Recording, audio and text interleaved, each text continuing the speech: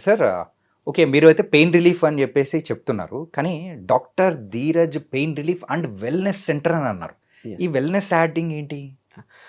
In my practice నాకు చాలామంది cancer pain వాళ్ళు బాగా వస్తూనే ఉంటారు. హ్మ్. అంటే క్యాన్సర్ కీమోథెరపీతో ఉన్నవాళ్ళు ఆర్ ఎండ్ స్టేజ్ క్యాన్సర్‌లో ఉన్న వాళ్ళకి బాగా పెయిన్స్‌తో ఉంటుంది. And okay. వాళ్ళని చూస్తే చాలా జాలి గూడా ఏస్తా ఉంటుంది.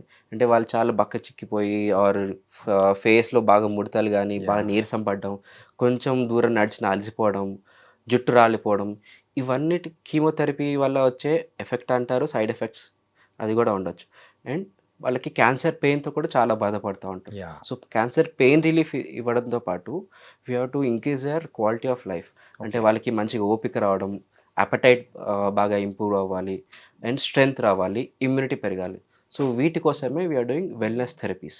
అంటే వాళ్ళకి లోపల డీటాక్సికేషన్ చేసే ట్రీట్మెంట్స్ ఉంటాయి. Hmm. Like we are giving molecular hydrogen అని అంటాం. హ్మ్. సో, ఈ మాలిక్యులర్ హైడ్రోజన్ అనేది ఐవీ ద్వారా గానీ, ఇన్‌హలేషన్ ద్వారా గానీ ఇస్తే వాళ్ళకి లోపల డీటాక్సిఫికేషన్ అవుతుంది. ఏదైతే హార్మ్‌ఫుల్ బై ప్రొడక్ట్స్ మన కీమోథెరపీ ద్వారా ఆర్ క్యాన్సర్ వల్ల వచ్చిందో వాటిని వాష్ ఔట్ అవుతుంది.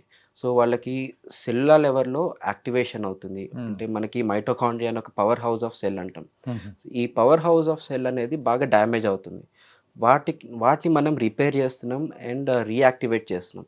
సో, ఓవరాల్‌గా వాళ్ళకి స్ట్రెంగ్త్ వస్తుంది, ఇమ్యూనిటీ బూస్ట్ అవుతుంది అండ్ కీమోథెరపీ అవన్నీ తట్టుకునే శక్తి గూడా వస్తుంది. So, we are doing wellness therapy not only for cancer patients, hmm. Even general population గూడా. లైక్ స్పోర్ట్స్ పర్ఫార్మెన్స్ వాళ్ళకి ఎన్హాన్స్‌మెంట్ కోసము ఆర్ ఎవరైతే బాగా అలసిపోతున్నారో ఆర్ వాళ్ళకి డీటాక్సిఫికేషన్ గావాలి ఆర్ మనకి చిన్న చిన్న పనులకే అలసిపోతున్నాం. వీళ్ళకి immunity boosting and hypertension, BP, sugar ఉన్న హై లెవెల్స్ ఉన్నాయో, అన్‌కంట్రోల్డ్ లెవెల్స్ ఉన్నాయో, వాళ్ళకి మెడికేషన్ కంటిన్యూ చేస్తూనే వాటి డోసేజ్ తక్కువ చేసుకునేలాగా మనకి వెల్‌నెస్ థెరపీస్ కూడా ఉంటాయి. అంటే ఇన్‌ఫాక్ట్ చెప్పాలంటే వా ప్రతి ఒక్కరి క్వాలిటీ ఆఫ్ లైఫ్‌ని మీరు యెస్. ఇంప్రూవ్ చేయడం కోసం కూడా ఈ వెల్‌నెస్ సెంటర్ అనేది కూడా మీరు ఎస్టాబ్లిష్ యెస్. చేశారు. యెస్. కరెక్ట్. Nice sir. ఏంటంటే ప్రెజెంట్ ఇప్పుడు జనరేషన్ మనం చూస్తున్నాం. మన రూరల్ లైఫ్ స్టైల్‌తో కంపేర్ చేసుకుంటే మన అర్బన్ లైఫ్ స్టైల్‌లో ఎక్కువ మంది ఈ ట్రాఫిక్ వల్ల గానీ, స్ట్రెస్ వల్ల గానీ, అలిసిపోవడము అంటే వర్క్ ప్రెషర్ వల్ల అలసిపోయే వాళ్ళు మీరన్నట్టు ఇందాక చెప్పినట్టు యెస్. చాలామందున్నారు. అలాంటి వాళ్ళకు మీరు చెప్పిన ఈ మీ వెల్‌నెస్ సెంటర్ చాలా బాగా ఉపయోగపడేలా ఉంది. యెస్. ఇన్‌ఫాక్ట్ ఆఫీస్‌లో మనం అంత కష్టపడి వచ్చేస్తాము.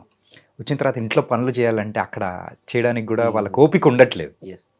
సో, అలా ఓపిక రావడానికి గూడా యూ విల్ హ్మ్. Treat the things. So, not just wellness will give them life style changes.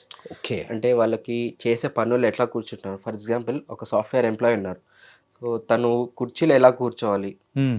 And okay. Screen ఎంత హైట్‌లో ఉండాలి. హ్మ్. వాళ్ళు టైప్ ఆఫ్ ఫుడ్ ఏది తీసుకోవాలి వాళ్ళ లైఫ్ స్టైల్‌కి తగ్గట్టుగా. అంటే ప్రోటీన్స్ ఎట్లా ఉండాలి, కార్బోహైడ్రేట్స్ ఎట్లా ఉండాలి.